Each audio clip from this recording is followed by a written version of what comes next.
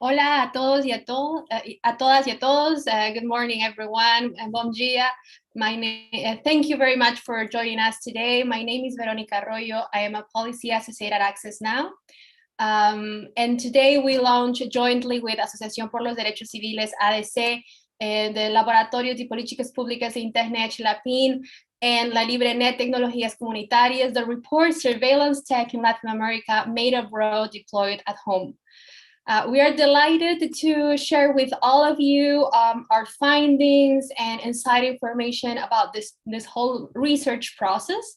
And for this purpose, I'm going to present the speakers that are joining us today, which are from the organization that I already mentioned. We have Eduardo Ferreyra from Asociación por los Derechos Civiles. Thank you for waving. We're going to have also Anaís Córdoba Páez from La LibreNet. Thank you. We're going to also have José Renato Laranjeira from LAPIN. Thank you, José. And today we're going to discuss briefly about the report, and then I will, we're going to give you all our speakers some time to explain about their experiences from their countries. We're going to do like a quick wrap up, and then we're going to have 15 minutes for questions and answers. So please use the chat in the YouTube transmission to, if you have any questions or doubts or any, you want to know anything else about the report. So as you know, biometric technology, which is a topic that Access Now works a lot, is this tool that it's a technology that uses in different ways process and analyzes and information that in our jurisdictions are named as sensitive information. Biometric information is part of our bodies, is part of who we are, how we develop ourselves in this world. And that's why it's really important to take a look and understand how this is happening, why this is happening. These tools identify ourselves because it's part of our own soul, our own life. They single out and track us everywhere we go. And this is obviously incompatible with our human rights and our civil liberties. That is why for us at Access Now and in many other places and in many other organizations are also seeking and advocating for a ban to these technologies because they create a huge damage to our society and to our own development as human beings.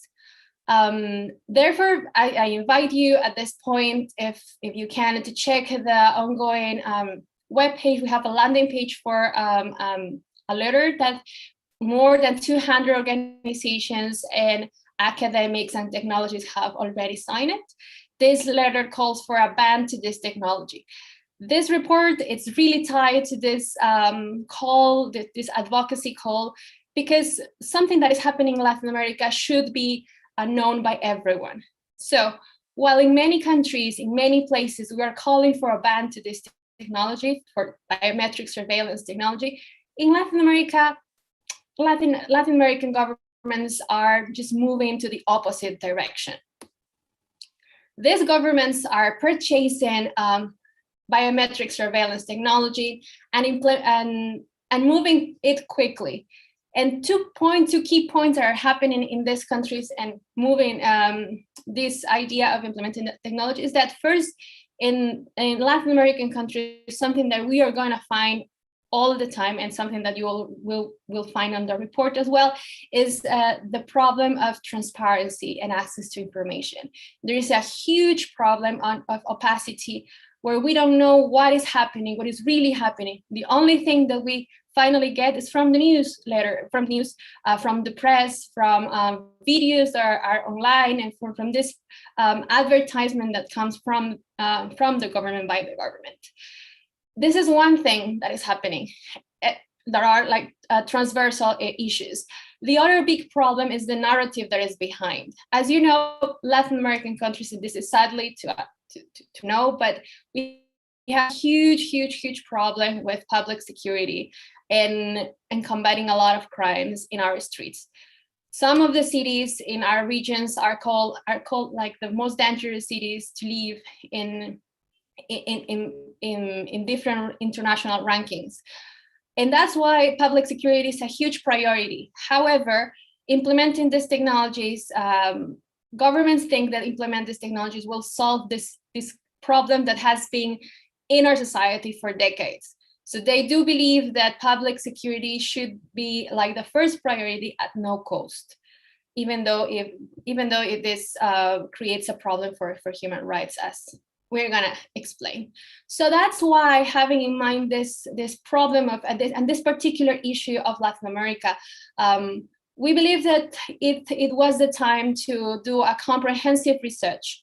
So we started a research led by our policy manager, Gaspar Pisano, to find out who is selling this technology, how they are selling, when this is happening, and how much this is affecting our human rights. And we found out, we partner with this amazing 3 organizations that are in, as I repeat again, in Argentina, Brazil, and Ecuador, where there is a very wide implementation of biometric surveillance technologies. And we found out that most of this surveillance technology deployed in these three countries are acquired from companies that come from or might have headquarters in Asia, Europe, and the US. And that's why we have this title of technology made abroad by deployed in our home countries.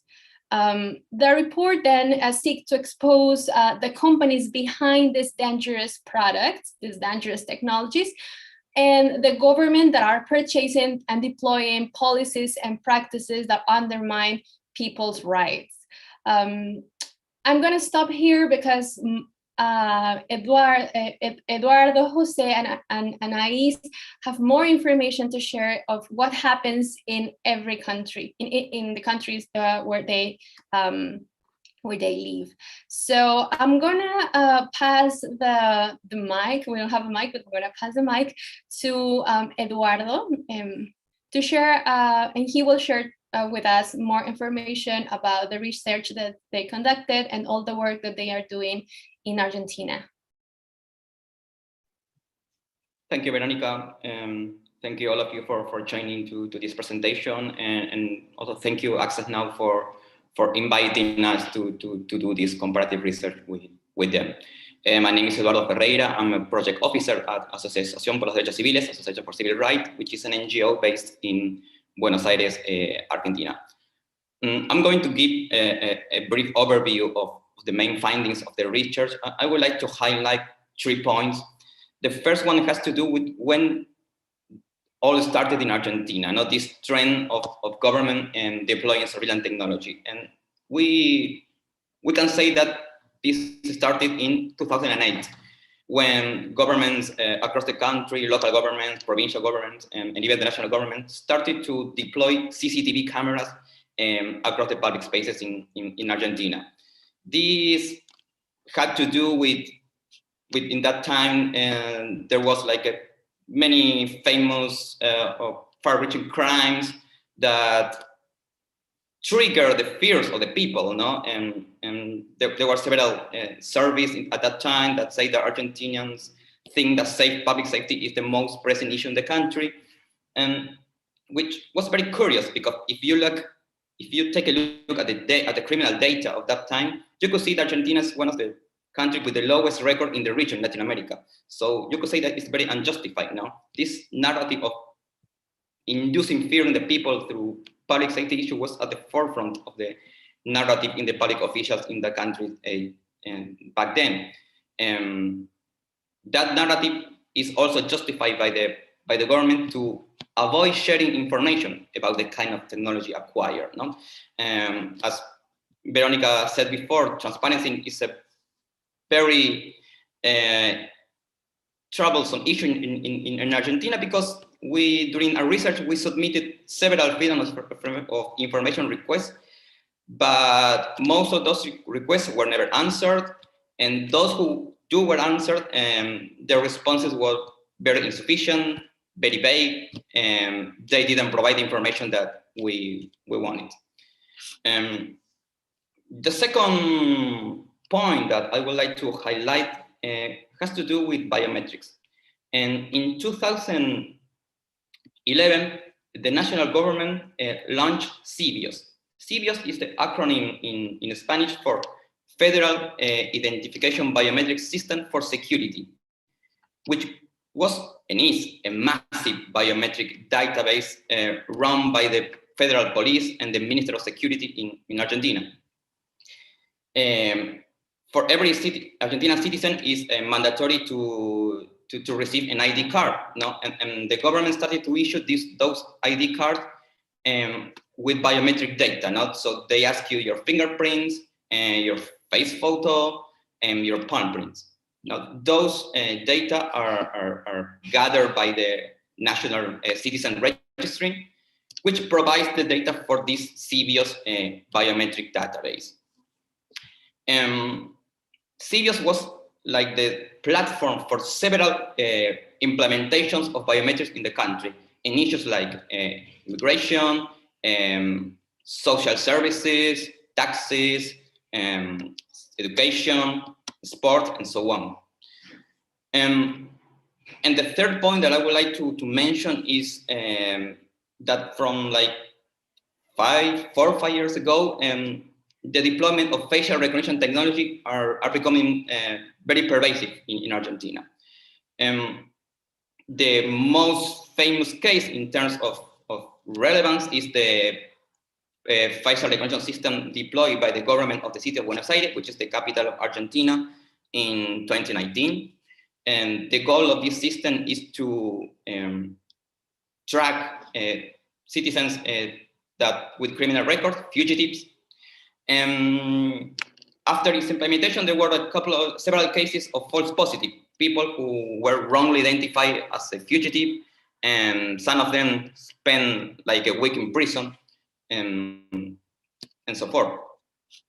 Another problem with this system is that there wasn't any human rights impact assessment, there wasn't any privacy impact assessment. In fact, the rapporteur of privacy at the UN visited Argentina in 2019, and he explicitly said that the government of Buenos Aires couldn't explain the reasons or the proportionality of the system. No, they couldn't justify that. This trend of facial recognition system is not only present in Buenos Aires, but also in other cities like Córdoba, Mendoza, and San Juan.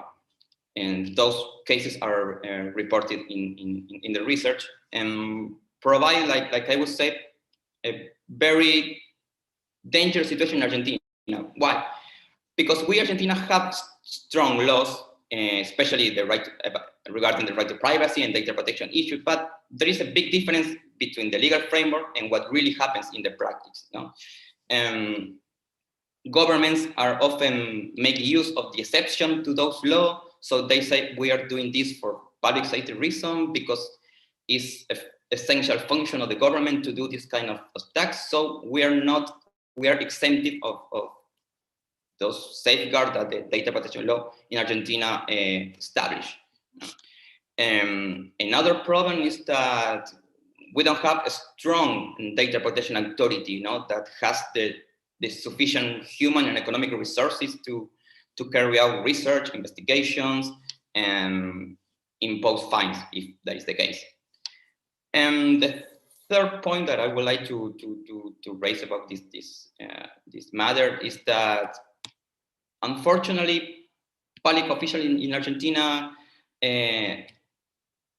cannot be held accountable for not providing information, for not being transparent, etc. That's one of my main personal conclusions about this report.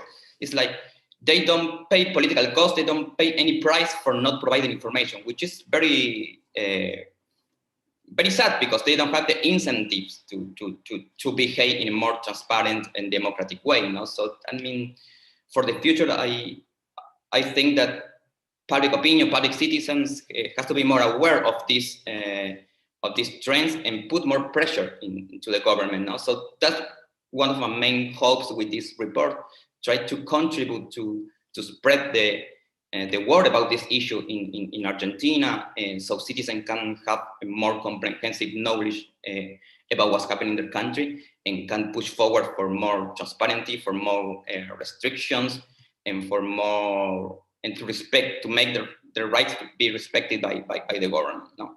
So I have a lot more to do, but I will stop here because I think that I'm out of time.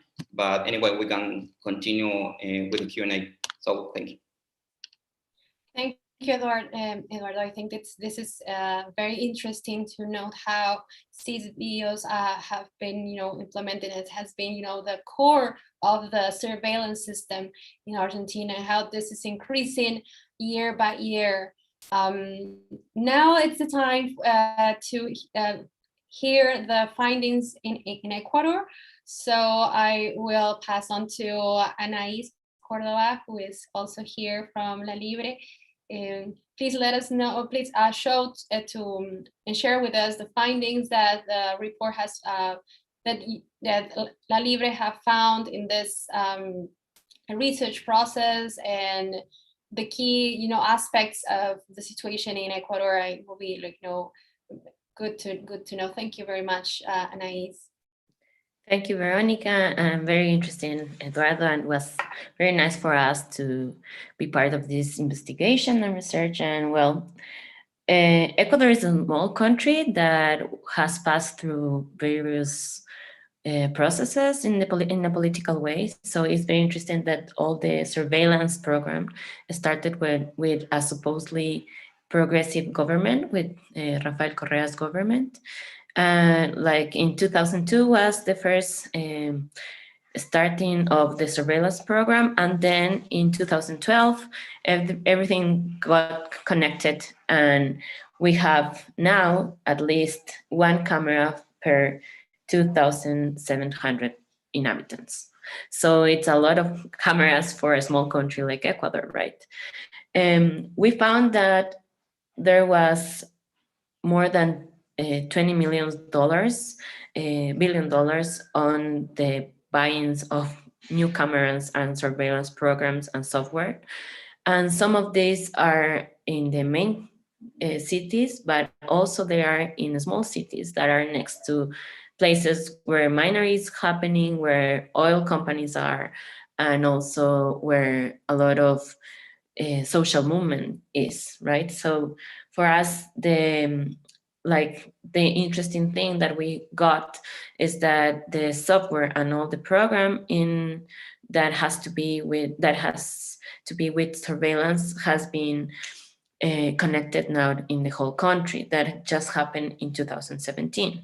So for us now, we went to, well, during the research, we went through some points, and one of those was analyzing if there was any law that is regulating all of this surveillance software and buy-ins of cameras, and there is not. Ecuador is one of the countries that has now an approved law on protection data, but it's really bad, and is not, this protection law has not been done with the civil society participation. So it's really hard to know what is in that law that is helping to protect human rights, right?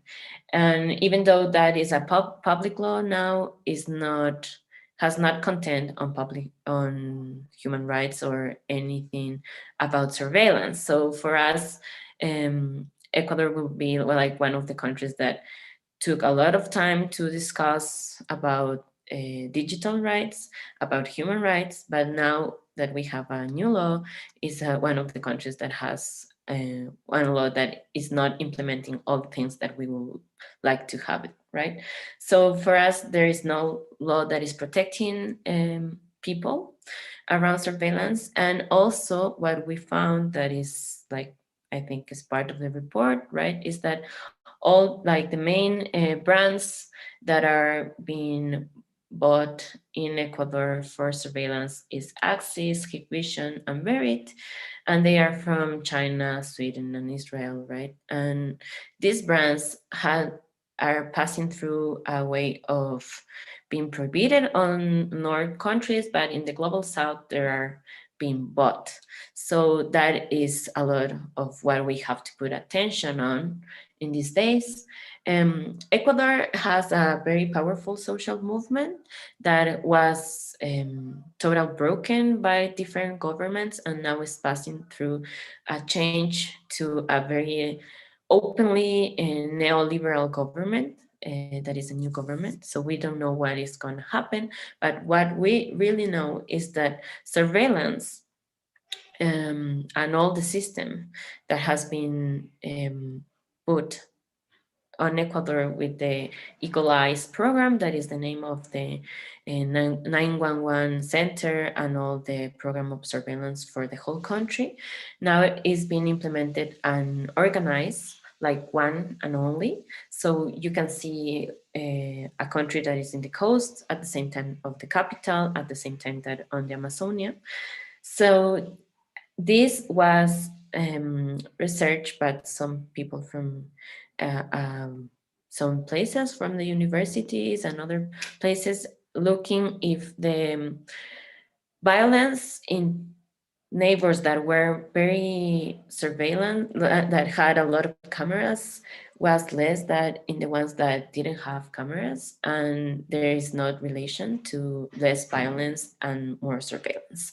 So for us, that is one important point that we should look not just with this research, but in the future. But I think this research in special give us like the base for giving and asking these kind of questions, right? And at last, I want to talk about the context of COVID-19 and the pandemic. In Ecuador, and I think in all countries, it was an ideal context for letting increase the control and surveillance and allowing to accept the people that this is the way it should be, right? So talking about an importance of talking about these topics is especially because we need to question what really are we giving, right?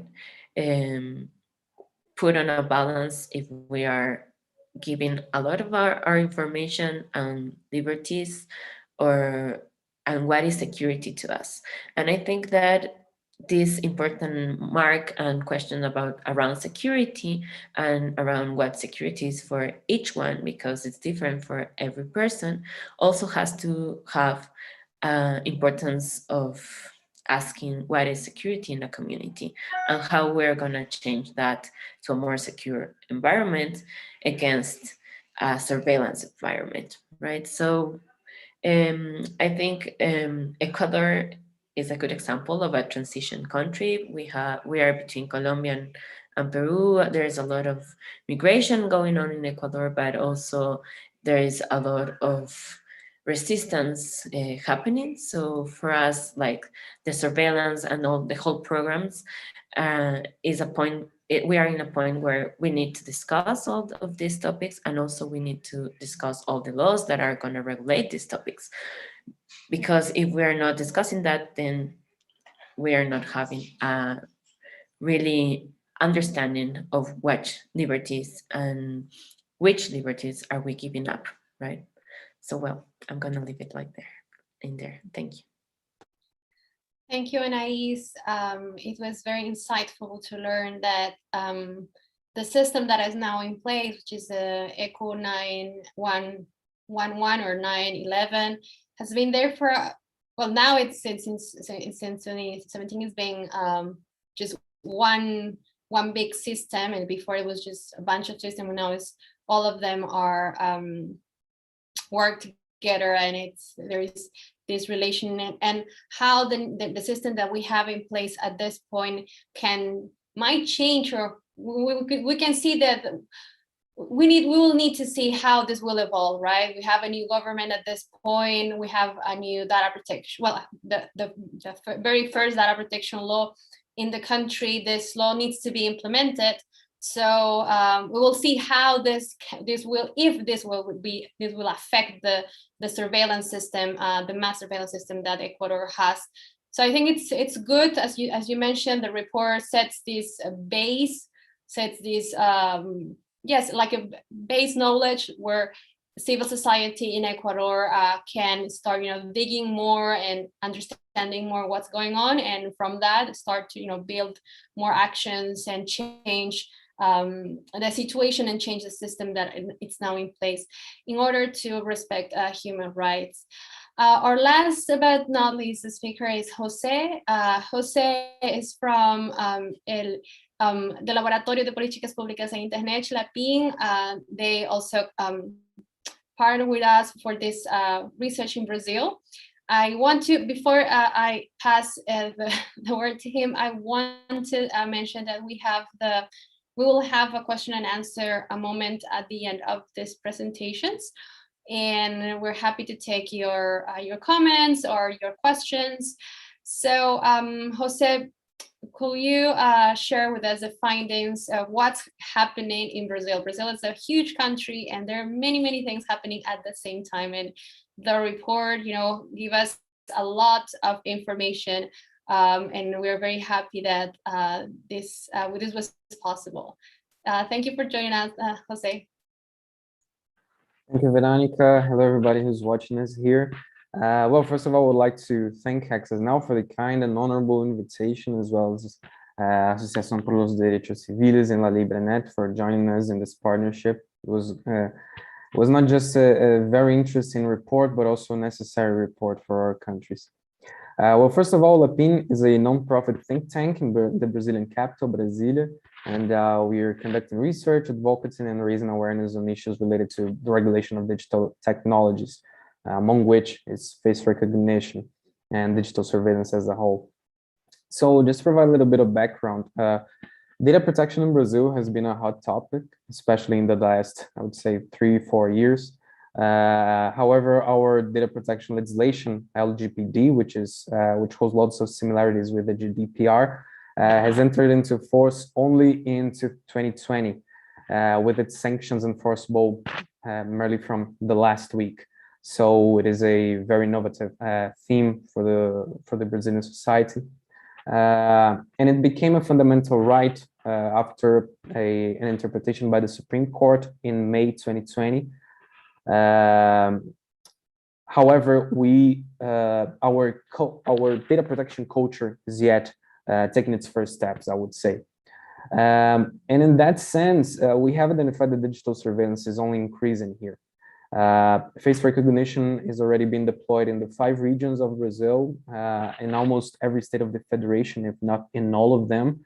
And the use of these technologies has been going on at least since 2011. And most of the solutions were at the municipal and state level, so very decentralized as to how these technologies have been deployed. We do not have any legislation on data protection for criminal purposes, criminal data processing. So the enforcement of rights in the sense is very decentralized as well. And what we have identified in our investigation, especially not just through our freedom of information requests, which similarly to what happened in Argentina, in many cases we didn't have answers, but we had some results interviewing public authorities. It was interesting to assess the mentality the mindset that they were developing on these issues. And what we have identified is that most of these authorities, they had indeed a mentality of techno-solutionism, that technology would be the solution for problems, especially those related to criminality. And along with that, as Verónica mentioned, a complete lack of transparency on not just on the ways that technology was being deployed, but also on the acquisition processes. And further, public authorities had no. I'm sorry, there's a car alarm here, so if there's any sound, please.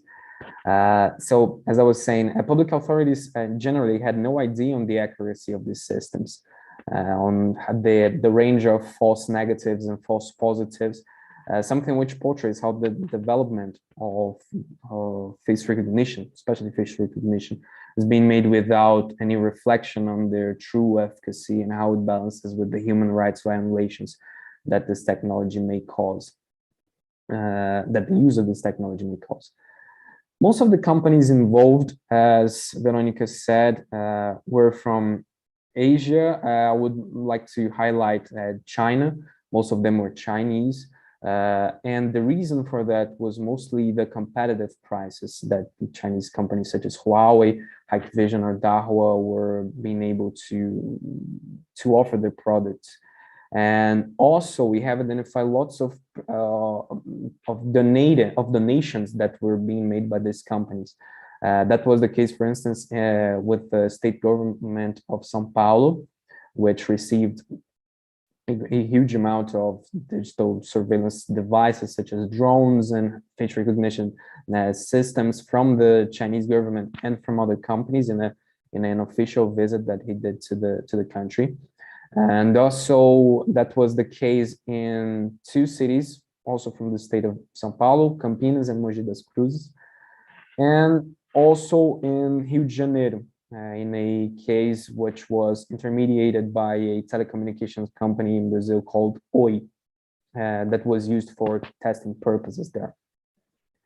Further than that, and all of these cases were for public security, but other than that, and in other cases such as in airports, especially in customs areas, the federal government has been deploying Japanese technology from NEC. And in some cases, especially in primary schools and in public transportation, in buses here in my city, in Brasilia, some Brazilian companies have been hired for that. And even though they said that most of the technology that they were using, some of the components they used were from Israel and from the United States. And as I said, public security has been the wide majority of cases of deployment were for public security purposes, but also something which is increasing a lot is in primary schools, the use of face recognition in primary schools for assessing the attendance of students, especially children, something which is even more delicate as we are processing sensitive data for them. And in general, there were lots of cases of inaccuracy of these systems. In Rio de Janeiro, for instance, a woman was misidentified with another woman wanted by the police. And this case was particularly, I would say, it was very particular because the woman in the database, that was supposedly a fugitive woman, she had already been imprisoned, so she shouldn't even be in this database, something which highlights how the quality of this data is not even being assessed by the police. And further, there is a huge racial bias in the use of facial recognition in Brazil. There is a study that was published by the network of the Security Observatory Network, in which, first of all, they identified a complete lack of data on the people that were being detained using face recognition. So from 151 cases, only 42 of them had information on the ethnicity of the person detained. And out of these 42 cases with such information, 38 of the detainees were Black people, something which shows the enormous racial bias of this technology here. And finally, there was sort of an eloquent silence of the companies involved. They didn't answer any of our information requests or invitation for interviews, except for Oi, which was in partnership with the police of Rio de Janeiro. And now I think that the hugest concerns that we are having, perhaps they are linked with a recent announcement by the federal police, which is implementing a so-called new automated biometric identification solution, which expects to, in the following years, to be able to identify up to 200 million people by crossing fingerprint data and facial recognition information as well. And well, I'll stop here so that we can have more time for the Q&A. Thank you so much. Thank you very, very much, Jose. That was brief and really, really interesting to understand what's going on in all the regions in Brazil. At this point, we're gonna, I'm gonna share just a brief, a summary of what we heard, and obviously because we had one question on the YouTube transmission, which talks about what can the different actors do to address the increasing deployment of mass surveillance. We could quickly, reply to this and then let you comment on more on that.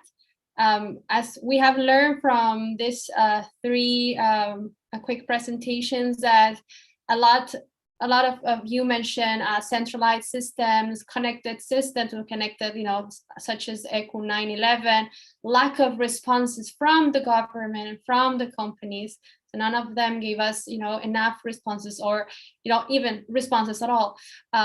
Then Renato mentioned a lot the bad implementation of this technology. Also, I know that Eduardo has cases about how this technology has created more problems than solved problems, and in the implementation of systems and technology that already presents bias problems, bias issues, and that at the end of the day exacerbates situations and problematics that we already have in our society. So we are talking about a technology that should not be there, that should not be both, should not be received, should not be there on the main point. So let's move and to know what are these things that other what are the what can different actors do to to change the situation, to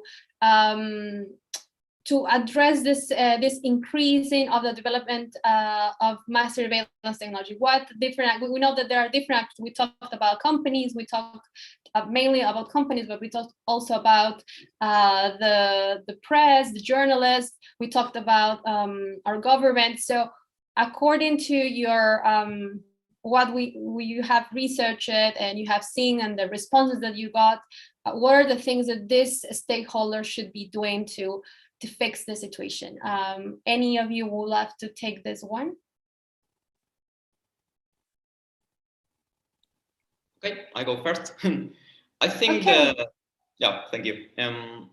I think that journalism plays a key role in this scenario. I mean, not most, but many of the information we gather in our research in Argentina came from journalists doing research, gathering information about contracts, about public-private partnership, and so on. No?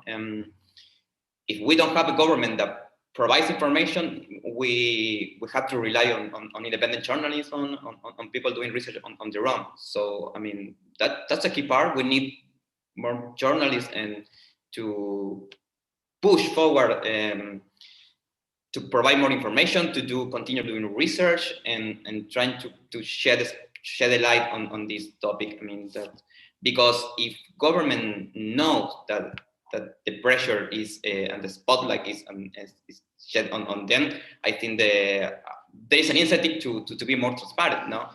And also, it's important. I mean, and I'm thinking about civil society movement to create coalition and alliances, because, for instance, we are a national organization that we can reach out the national government or the resellers, but maybe we don't have the possibility to reach out the transnational companies that are in providing this software or the technology. No? So, for instance, it was good for us to have this partnership with Access Now, because it allowed us to reach those major companies whose headquarters are located abroad, and trying to push forward to them. So I think that journalism and and alliances between organization is key to this topic. Thank you.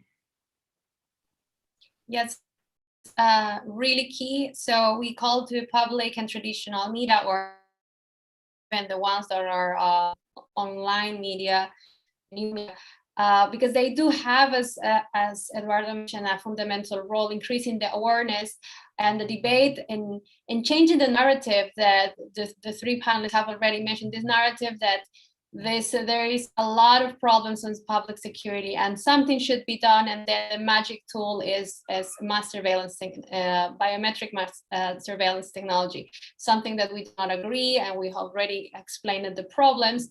So press and traditional media have a role.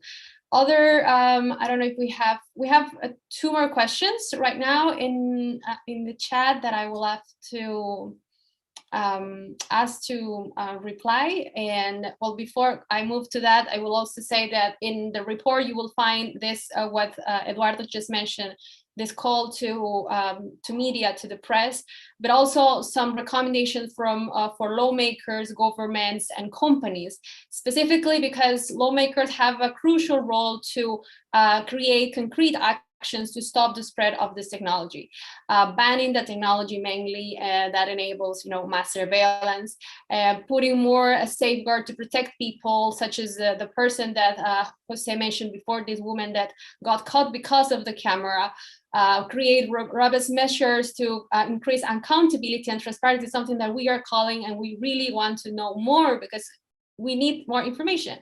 Also, governments, obviously, we talk about governments that should conduct a human rights impact assessment, something that we are not seeing being done. And obviously, we also have a mention to companies, the companies that were already mentioned by our colleagues here, that need to have commitment on transparency, accountability, because they do have this responsibility to respect human rights. So for the last questions that we have, and thank you for the ones who are participating on the chat, this is a question between the links that exist between geopolitics and this company providers. There is a lot that this person says that there is a lot that we can talk about the Chinese exporting surveillance technology. Some of us mentioned Chinese companies here, or who has headquarters in China. But how do you see this geopolitics and the tech surveillance providers? How do you see this relationship in Latin America? This question is to anyone on the panel. So let me know who would love to answer these. Well, that's a very interesting question, especially in the Brazilian scenario, because as I mentioned, many of the technologies came from China. And that reflects, for instance, in the case of the state of São Paulo, we have identified that the state government have been in some debates with the Chinese government for some months or years. And so that I'm sure that influenced a lot in that specific case. But we have also identified that in the northeast of Brazil, in states such as Ceará, Salvador, there were Bahia. There were governors. They built a consortium to buy new technology to the region. And among these technologies was face recognition and surveillance in general. And they started this consortium negotiating with Chinese companies, visiting China and so on and so forth. However, at the federal level, we have a government that is definitely not aligned with the Chinese policy. At least that's what federal government defends. And perhaps that might be one reason why this sort of donations haven't been made to the federal government. So well, that's more or less of what I would like to mention.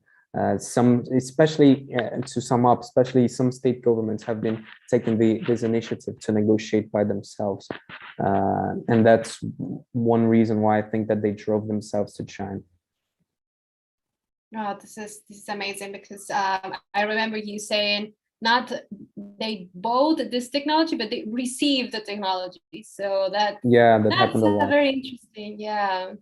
So when we mentioned receive, can you explain a little bit what do you mean by receive the technology? Okay, yeah, sure. Well, much of these governments, much of the authorities that we did interviews with, they mentioned that some of them were already pushing forward initiatives for smart cities projects, and among these initiatives, they sort of opened themselves to companies to foreign companies to offer their products, and especially to donate them. And then came a wave of lots of Chinese companies to offer donations of this project, of this device. That happened, as I mentioned, but one specific case is very interesting, which was of the state of Campinas, and they received lots of these devices as a donation, so they didn't have to pay nothing for that. They only had the work to install them, to deploy them in practice, but they didn't spend nothing to acquire them. And when I was talking to one of these representatives, he mentioned that that the technology would be extremely useful for them, but that they needed to analyze it better, to study it better, so that they could, for example, identify the best spots to install these cameras, because they had issues with the light or with the space that was being captured. And in that sense, he also talked to us about the failures of the systems. And something which he mentioned was you have to have like a very specific situation, a very specific code, I don't know, frame for you to identify properly people, because it said they had lots of false positives and negatives, and well, that was one of the examples that we came through. Wow, this is super interesting. To be fair, we have like very we're almost at the end of this event, but I would love to give first. I have a final question for Anais, and then I would love to have like a quick goodbye message from everyone here, very quick, because we don't have much time. And the question for Anais will be, because she mentioned, you mentioned how this technology have been deployed in different places, and you mentioned how this can impact social protests. Is something that we have seen in 2019. Can you explain a little bit more how this technology can impact that exercise of our right to protest, which is something key in the region, because we have seen protests this year in Colombia and last year in Peru, and then we keep seeing this.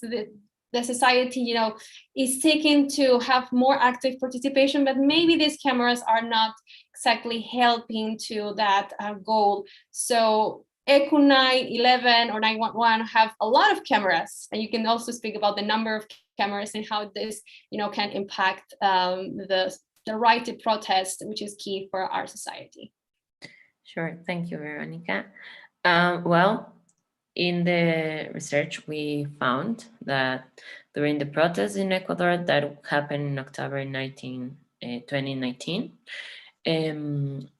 well, this was a huge protest of the indigenous movement against the government and some measures, the economic measures that were happening here.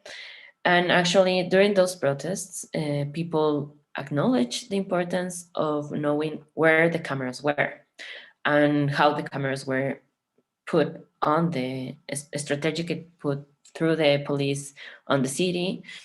some actually like $1 million on cameras were lost during the protest because protesters destroyed the cameras.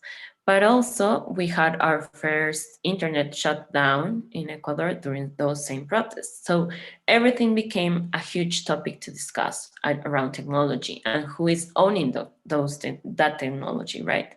So for us, like knowing that the cameras and the software that the EQ 911 is being used by the police against people because people were on the streets and social movement, yes, but also protesters, common people were on the streets, is a way of questioning and again going back to the same questions around security, right?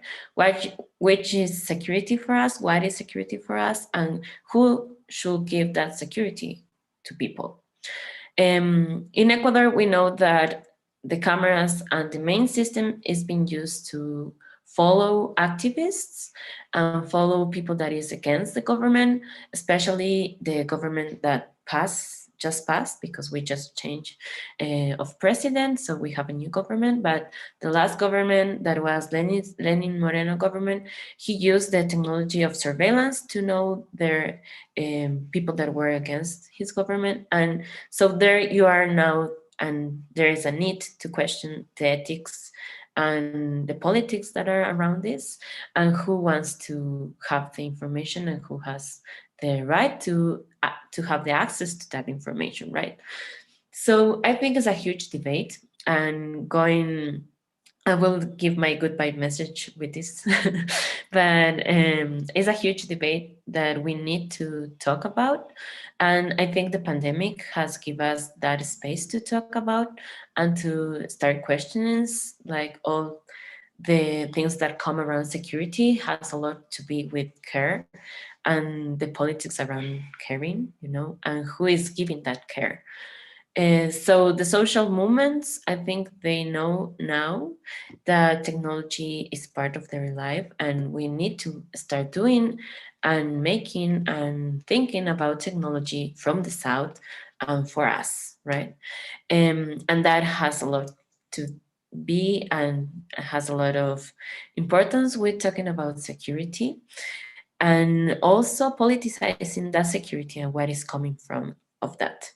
So, well, I'm going to leave it like there. And I think this is like one of the bases. And it was very interesting to look up all this information because give us like a new panorama that we need to acknowledge now, everything that has to be with human rights, right? So, yeah. Thank you very much, Anais. And well, for the good message, can we go with Jose and then Eduardo? Yeah, sure. First of all, it was a pleasure to participate in this investigation. I think that it represents a call for us to keep an eye on what our governments are deploying so as to surveil us. Face recognition is a extremely dangerous, biased technology, and we should really keep an eye on how it is being deployed around in our countries. And further than that, I would like to thank all my colleagues at LAPIN, Thiago, Eduardo, Carolina, Fernando, Felipe, who helped us a lot in this investigation, as well as the other civil society organizations from Brazil that are combating the spread of digital surveillance, especially biometric surveillance, and who are pushing forward initiatives to ban it. So thank you so much. It has been a pleasure talking to you guys, and see you in the next fights. Eduardo? Thank you. Yes. No, thanks again to Access Now and La Libre and LAPIN for this wonderful research. Thank you, my former colleague Leandro, who did the most part of the research on behalf of IDC. I think this report has to be the starting point to continue researching and looking for more information. There are a lot of questions that are not answered yet by the governments and by private company. There are a lot of information to be discovered. about contracts, about this deployment of technology. And so I think there's a lot of work to do for us, and we have to continue keep an eye on this topic, like Jose said. So thanks again. Thank you very much, Eduardo. Anais, your final goodbye message. I think I already said it, but yes, I agree with my colleagues, and thank you everyone that participate in this research. I think it's a base, and hopefully it will open the debate in our countries to continue talking and debating and questioning the surveillance technologies that we have and the security and what is for us. Thank you very much, Anais, Eduardo, and Jose, and all of you who are watching us today. This live will, stay in our YouTube channel in case you want to watch it again. And I also recommend all the journalists that are watching us to contact the organizations that were mentioned, because they do have a lot of work and they do have a lot of things and information to share to you and to your audience. Please follow us in our social media as well. Access Now will be developing more actions in Latin America regarding this topic, and see you on the net. Thank you very much. Bye-bye. Ciao.